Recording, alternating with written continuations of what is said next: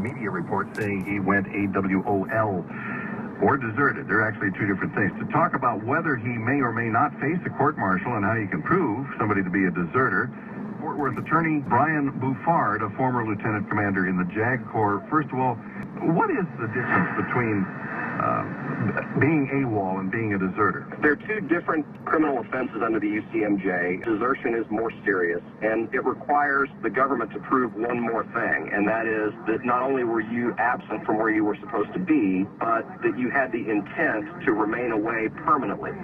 So in other words, if I was just stationed at Fort Hood and wanted to leave for the weekend and not report in, but then come back, I would be unauthorized absent or AWOL. But if I had the intent never to come back, I would be a deserter. Based upon the information that we know and the information that you've heard, what do you think happened in this case? We're getting a lot of information, and from the perspective of a criminal defense attorney, I am far more interested in what people are saying who knew him there at the time in 2009 when he left. So his fellow soldiers, his roommates, people there on the base with him, that's the information that I personally find credible, and not so much what we might hear out of the White House or DOD or from members of Congress. And the information that you're hearing, and albeit secondhand for all of us at this point, is the people that are coming out saying, hey, I was there, and this guy walked away, and he did it with intent, and he left a note saying he was tired of the military, he was tired of the war, and he was tired of being a U.S. citizen, right? Exactly. I mean, what we're hearing from people who I think should know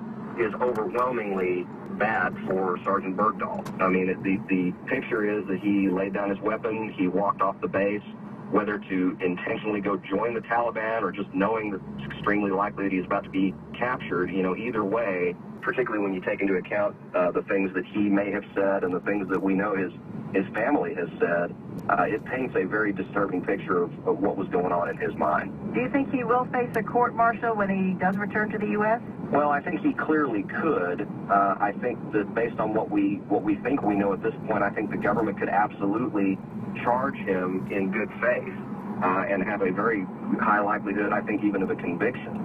The issue really in the military is it's almost a political question at this point. President Obama is the commander-in-chief, and he may have political capital invested in the idea that Sergeant Bergdahl is a hero, that it was worth it to trade 5 Taliban commanders for him.